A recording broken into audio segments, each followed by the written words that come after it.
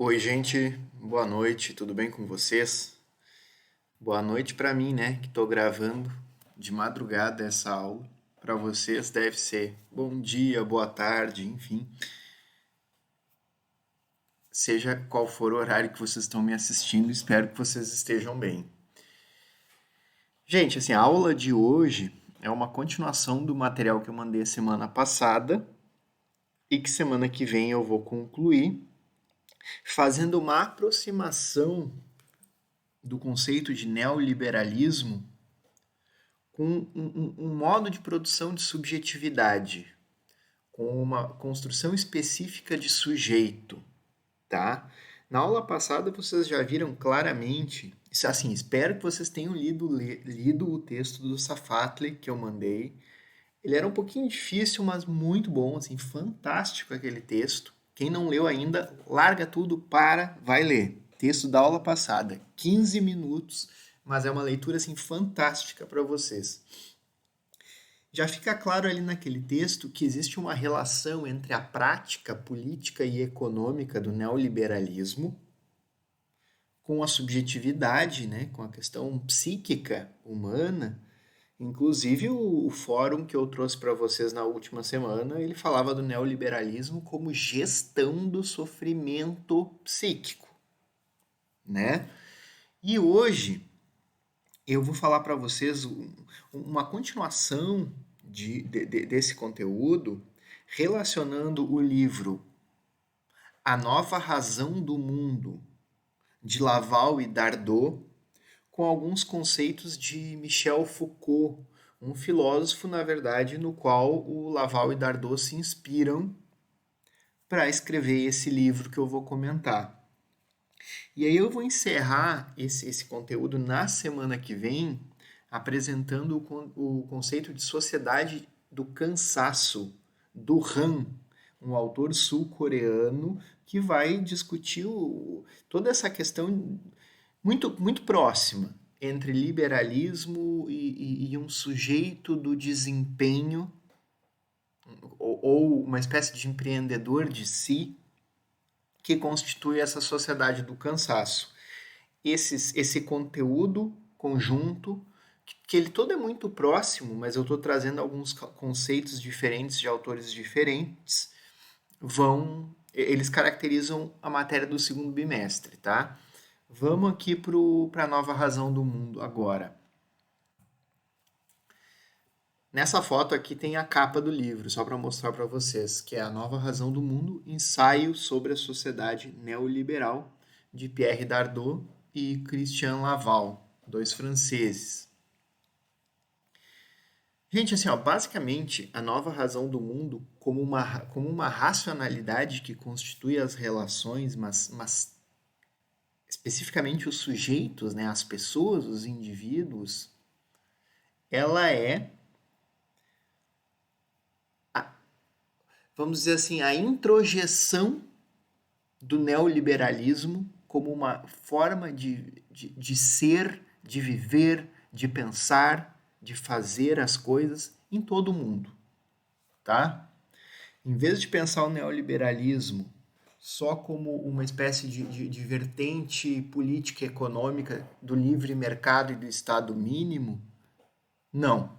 O neoliberalismo ele vai sendo cada vez mais, né? Ele não é totalmente, mas cada vez mais isso vem acontecendo. Isso vem acontecendo de forma crescente nas últimas 5 décadas. Cada vez mais ele vai se transformando uma lógica de pensamento e ação de todas as pessoas. E se eu tivesse que resumir isso de uma forma bem simples, ele se define pela noção de empreendedorismo de si mesmo. Nós estamos nos tornando empreendedores de nós mesmos. Professor, empreendedor em que sentido? Só do trabalho? Não. Embora esse seja o sentido principal. Quando a gente falou no primeiro bimestre sobre a uberização do trabalho e esse novo conceito de trabalhador, né, que ele não se vê como um trabalhador, como um empregado, ele se vê como um empreendedor. Ele trabalha, sei lá, 10 horas por dia, fazendo entregas, e quanto mais ele trabalhar, mais ele vai ganhar, e ele espera enriquecer dessa forma, tal qual fosse um empresário, mas não é um empresário. Esse empreendedor de si mesmo aí, como um trabalhador que se vê como empreendedor, é uma das faces, talvez a principal da racionalidade neoliberal, mas vai muito além disso.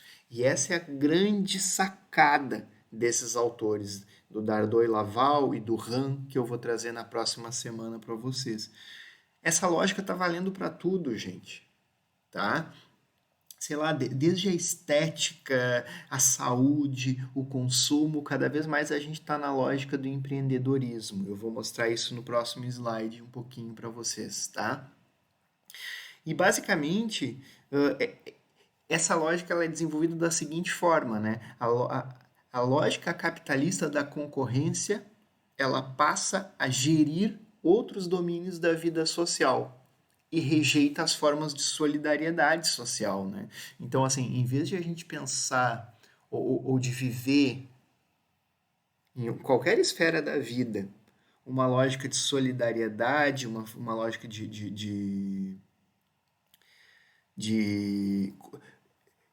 cooperação, cada vez mais vêm sendo estimuladas formas de concorrência entre as pessoas, né?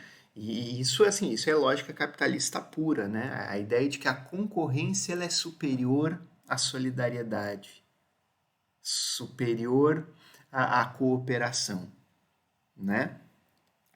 E, e, e isso é muito importante de dizer, isso reside num dos fundamentos do liberalismo, que é mais radical ainda no neoliberalismo, que é uma visão que vocês podem ver lá no Thomas Hobbes, por exemplo, ou no John Locke, de que o homem ele é um ser naturalmente egoísta, naturalmente predisposto a concorrer uns com os outros, a competir e está sempre em busca de riscos, né? É quase uma visão assim natural de ser humano selvagem, egoísta, que quer se dar bem. E isso está intrínseco ao liberalismo e é mais radical ainda no neoliberalismo, né? Enquanto, sei lá, nos últimos séculos a gente viu surgirem uma série de teorias sociais tentando imaginar um ser humano solidário, a raiz do liberalismo é essa, de um ser humano que não é solidário, que ele é competitivo e egoísta. A própria religião, né, na verdade, apesar de ter. Não vou entrar aqui numa crítica de religião agora, não é o assunto da aula, mas também faz esse exercício de imaginar seres humanos solidários. Mas o liberalismo é o oposto disso. E no neoliberalismo, nessa nova ordem que vem surgindo desde o final da Segunda Guerra, mas principalmente depois dos anos 70, a gente vai vendo uma radicalização desse processo de surgimento de uma subjetividade, de um pensamento, de uma lógica de ação baseada na concorrência, baseada na naturalização da ideia de que nós somos egoístas.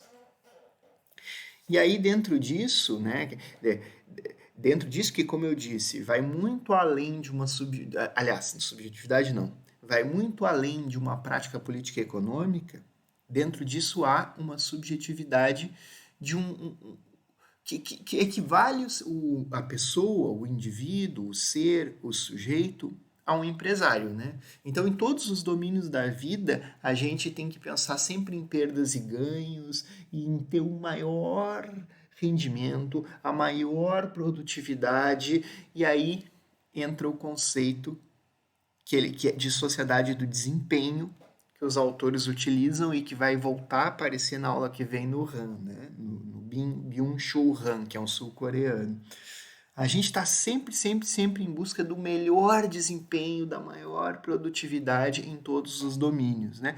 É um pouco aquela lógica de treine enquanto eles dormem, né? Durma menos, trabalhe mais, estude mais, coma melhor, faça academia, seja saudável, mas se divirta, tem que ser muito feliz, não pode ser só um pouco, tem que ser muito feliz.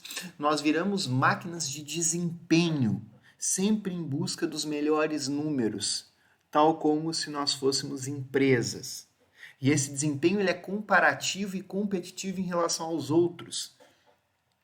Nós temos que ser mais felizes, amarmos da melhor forma, termos mais curtidas no Instagram, mais curtidas no Facebook, ter o melhor currículo, e aí entra toda uma lógica de competição. É uma economia que acontece entre as pessoas para ver quem é o melhor. E isso eu não vou adentrar nisso agora, tá? Mas na próxima aula eu vou mostrar para vocês, a partir do RAM, o quanto as doenças da contemporaneidade, eu estou falando de doenças psíquicas, tá? Não de doenças, enfim, fisiológicas, virais, bacterianas, não é isso. As doenças psíquicas da contemporaneidade, elas são consequências, em grande parte, das disfunções dessa sociedade de desempenho. Um exemplo disso é a depressão, eu vou voltar na próxima aula, né?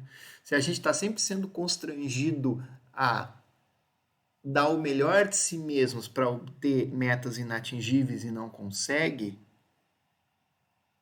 a consequência disso é uma sensação absurda de fracasso que gera, entre outras coisas, a depressão, né? Ou a tristeza num nível muito profundo.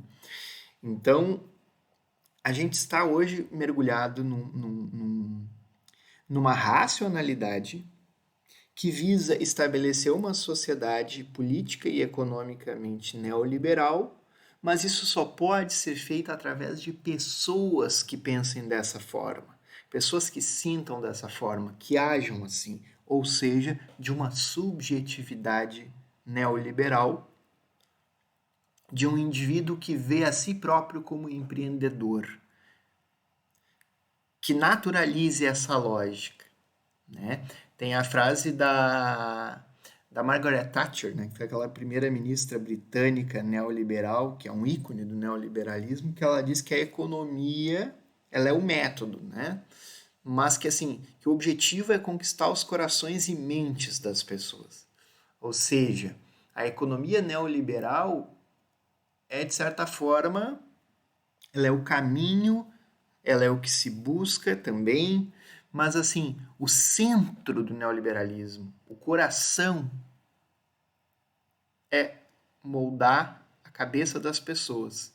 É fazer uma engenharia social, como disse o Safatli no texto da aula passada, que eu disse para vocês lerem. Quem não leu, volta lá e lê. Né? É conquistando os corações e mentes das pessoas que tu vai conseguir transformar um modelo político e econômico em última instância, certo? Então eu vou passar para o próximo slide, agora já vou fazer uma associação do texto da Nova Razão do Mundo com o Michel Foucault. Tá? Esse aqui é o Foucault, para quem não conhece, carequinha, grande filósofo do século XX, falecido em 1984. E o Foucault, ele tem um livro chamado Vigiar e Punir, que fez muito sucesso, onde ele fala sobre assim, o processo de produção de subjetividade inerente ao período da Revolução Industrial, que é o modelo disciplinar. O que o Foucault nos mostra, tá? Que com a queda do antigo regime, o surgimento dos estados nacionais modernos, as revoluções burguesas e o desenvolvimento de uma sociedade burguesa, o controle das pessoas, ou dos corpos, como ele diz, vai sendo exercido a partir de técnicas disciplinares, onde em instituições fechadas as pessoas são moldadas, né? Então ele vai mostrar assim, que toda a lógica da Revolução Industrial é essa, né? É a escola, é a fábrica, é o presídio, é o manicômio, é o hospital, é o quartel. As instituições serviam para disciplinar. E elas tinham uma disposição, tem até hoje as instituições que herdam esse legado disciplinar, ela tem uma arquitetura de vigilância. Ela é feita para poder olhar as pessoas e controlar e dizer o que elas estão fazendo de certo e errado. Por isso o nome do livro, Vigiar e Punir, para criar sujeitos que obedeçam aquilo que se quer, né? Então, por exemplo, assim, a fábrica era um espaço de disciplinamento. Aliás, vamos voltar antes, né? A criança nasce no hospital, Aí o hospital já é um espaço de controle das pessoas. Aí vai para a escola ela vai aprendendo exatamente o que ela tem que fazer para ser adulta. E vai para o quartel, aprende como, enfim, como defender o seu país, o seu estado, né? E ela vai para a fábrica. Na fábrica, ela tem o corpo controlado a vida inteira para servir bem ao capitalismo. Essa é um pouco a tese de Foucault. Mas o que que o Foucault mesmo percebe, já mais para o final da vida? Que o século XX, sobretudo assim, no período que é chamado na teoria sociológica de pós-industrial, eu falei para você sobre isso na primeira ou na segunda aula, né? Fiz até uma crítica do conceito de sociedade pós-industrial. O Foucault percebe que nessa época as instituições disciplinares elas vão se tornando menos importantes e vão surgindo novos mecanismos de controle das subjetividades, né, das pessoas, dos trabalhadores de forma geral, que são menos baseados na vigilância externa e mais baseados no autocontrole. O que o Foucault vai dizer? Olha, a gente está se encaminhando para uma era em que não vai precisar de sei lá, um superior numa instituição vigiando, controlando, uma, uma babá vigiando uma criança, uma professora vigiando um aluno, um supervisor vigiando um empregado na fábrica. A gente está chegando numa era em que as pessoas elas estão fazendo a vigilância de si próprias e disciplinando a si próprias. Isso só é possível quando a gente introjeta essa noção de desempenho como uma meta de vida. Ou seja, o capitalismo conseguiu nos fazer acreditar que as suas lógicas são desejáveis e nós nos disciplinamos, a gente se disciplina a si próprio de maneira a obter essas metas que o capitalismo nos impõe, entende? Então, você tem esse conceito de sociedade de desempenho aí, que eu falei para vocês no outro slide. Outro é o de sociedade de controle, de um outro filósofo francês, o Deleuze, em que ele vai mostrar isso, entende? Esse controle, hoje, ele é mais abstrato. A gente exerce o controle sobre nós mesmos, mas também as tecnologias nos controlam, né? A partir do conceito de Deleuze de sociedade de controle, tem um outro conceito hoje que é o de capitalismo de vigilância. De que a gente, querendo ou não, hoje a gente faz parte de um grande sistema virtual, algorítmico, e a gente é controlado também pelas tecnologias, né? Mas enfim, vamos focar na questão do sujeito e do empreendedor de si. Nós cada vez mais nos tornamos empreendedores de nós mesmos, em todos os domínios da vida. A gente utiliza técnicas empresariais para maximizar o nosso desempenho, e com isso a gente atende a racionalidade do neoliberalismo, aquilo que o capitalismo do século XXI deseja. Entende?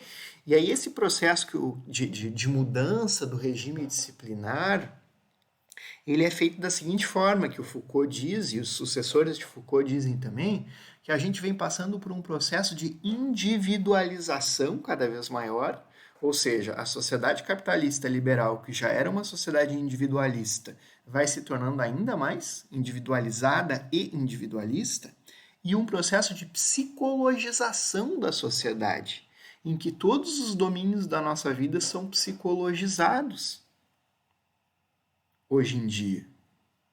Entende? Então, assim, por exemplo, vamos pegar na questão do trabalho, né? Hoje é difícil a gente pensar no trabalhador como uma categoria coletiva e as pessoas elas enxergam a si próprias como entidades individuais no mundo do trabalho.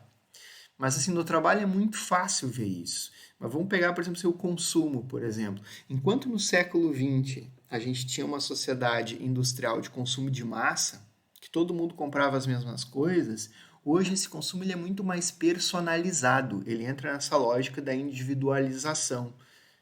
Né? A gente compra coisas customizadas que são, sei lá, a expressão da nossa identidade. Isso é psicologização pura. É achar que o consumo ele está atrelado às nossas disposições identitárias, psicológicas mais profundas. Né? sei lá, em outros domínios também, a questão da saúde, né? Cada corpo precisa ser produzido de uma determinada maneira para atender as nossas, sei lá, para atender aos nossos anseios de desempenho por felicidade ou por ser saudável. Então, assim, tem que ser o mais saudável. Daí, para ser o mais saudável, existem os procedimentos, tanto alimentares, quanto de exercícios físicos, quanto de ideologia política. E aí a gente pode pegar, assim, um arsenal imenso de opções para tu construir a tua identidade individual, para criar o melhor corpo, ou o mais bonito, ou o mais saudável, ou o mais prazeroso, ou o mais invejável. Até na política isso acontece. Né? Uma percepção de que os ideais eles têm que atender aos nossos gostos individuais. Certo? Então, assim, isso não é uma forma, veja bem, o que eu estou dizendo não é uma forma de dizer que está tudo errado, claro que não. Eu só estou mostrando para vocês um processo de transformação social que vem acontecendo. Vamos pegar um exemplo, sei lá, que se coaduna a tudo isso que eu estou dizendo aí. Sei lá, imagine vocês uma pessoa que faz exercícios físicos, muitos exercícios físicos, só bebe água, sei lá, não bebe álcool, com o objetivo de ter o corpo mais saudável e mais bonito, né? Já pegando os vetores da saúde estética que eu coloquei no slide. Mas essa pessoa também é vegana e atrela a questão da saúde, da sua alimentação, a um ideal político. Tá? E aí ela vai consumir, entrando no vetor do consumo que eu botei ali, sei lá, só os produtos da linha vegana da marca tal, né? Hoje, todas essas dimensões, elas são tremendamente individualizadas, customizadas, psicologizadas. O capitalismo ele serve para atender anseios extremamente específicos. E a gente vai se conformando dentro dessa lógica. Eu não estou dizendo que está errado consumir determinados produtos, não é isso. Eu estou dizendo é que não existe, dentro dessa lógica capitalista neoliberal, uma solução emancipatória. É isso que eu estou te dizendo. Não é porque tu consome o produto da marca tal que não é testado em animais, ou porque, sei lá, tu faz o exercício novo, revolucionário que foi inventado, que tu vai necessariamente ser mais politizado, ou mais feliz, ou mais saudável, ou mais sei lá, mais culto, mais educado. Não, isso tudo faz parte de um grande processo de individualização e psicologização da sociedade, em que nós, sujeitos, criamos isso e somos criados por isso ao mesmo tempo. Entende? Nós somos produtos do nosso tempo, não tem como fugir disso. Então, assim, nós estamos inseridos em uma sociedade do desempenho e, querendo ou não, cada vez mais a gente leva para todas as esferas da nossa vida essa lógica neoliberal. Inclusive quando a gente tem objetivos políticos nobres de romper com essa própria sociedade. E aí eu vou, já me encaminhando para o final desta aula, né, eu vou só trazer uma frase, um parágrafo, aliás, bem interessante de uma resenha do livro que eu vou colocar para vocês aqui, nesta aula. Vocês vão ler essa resenha. A resenha é pequena, tá? Ela não é grande como o texto do Safatli que eu mandei na aula passada. E leiam, por favor, leiam. Tá bem mais simples também, uma resenha. Não tem o nível de abstração do Safatli daquele texto da última semana. Esses dois aí são os nossos autores do dia, né? O Laval e Dardot. 2 pesos e 2 medidas para a nova razão. Um Estado intervencionista para a manutenção do modelo de Estado empresarial, impopular para a classe trabalhadora e redefinido pelas relações de concorrência do ponto de vista da classe dominante, com um forte ingrediente, a noção do empreendedor de si, internalizada na vida cotidiana e mesmo seduzindo parcelas da própria classe trabalhadora. Então, assim, começa que os autores eles têm uma ideia bem interessante, que é a seguinte.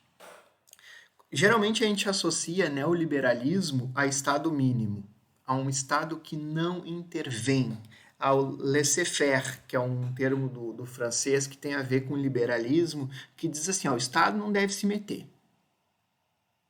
na sociedade. Os indivíduos é que vivem a sua vida e o Estado não se mete. Isso é um princípio do liberalismo. E aí, por indivíduos, entendam o mercado, tá? Porque o liberalismo ele foi ganhando esse viés econômico que hoje é totalizante. E aí o Laval e Dardot dizem o seguinte, tá, mas não é verdade. O Estado ele é muito intervencionista. Ele pode ser mínimo em política social, ele pode ser mínimo enfim, em educação, saúde, previdência, mas ele é intervencionista para garantir, em primeiro lugar, essa ordem empresarial, através da coerção, da polícia, enfim. Ele é intervencionista para educar o povo, para doutrinar a população, a incutir essa racionalidade neoliberal do empreendedor de si mesmo. E aí eles dizem aquilo e eles também dizem aquilo que eu falei ao longo de todo o vídeo, né? Que essa noção de empreendedor de si, hoje ela está impregnada, cristalizada na vida cotidiana de um modo geral, inclusive na classe trabalhadora, inclusive quem é pobre. É difícil tu ter uma consciência hoje em dia como se tinha, por exemplo, no operariado do século XIX, que os interesses de classe eles são opostos, são antagônicos. Não. Hoje o trabalhador, pelo menos eu digo assim, o trabalhador que depende do seu trabalho, né? Como diria o Ricardo Antunes, que é aquele que depende do próprio trabalho para viver. Ele se enxerga e aspira os mesmos valores e a mesma forma de vida da classe dominante, dos burgueses, por uma falta de consciência de classe que está, enfim, associada a muitos fatores, mas particularmente, no caso que eu quero mostrar para vocês hoje, a essa introjeção da racionalidade neoliberal. Certo, gente? E aí com isso eu encerro. Deixa eu ver, acho que não tem mais nenhum slide. É, isso aí. Encerro essa aula de hoje. Junto com esse vídeo tem o texto para vocês lerem. Eu vou fazer também a atividade do fórum, que a gente tem toda semana. E a semana que vem a gente já encerra o bimestre, viu? Bimestre bem rapidinho esse. Beijo, um abraço, se cuidem e fiquem bem.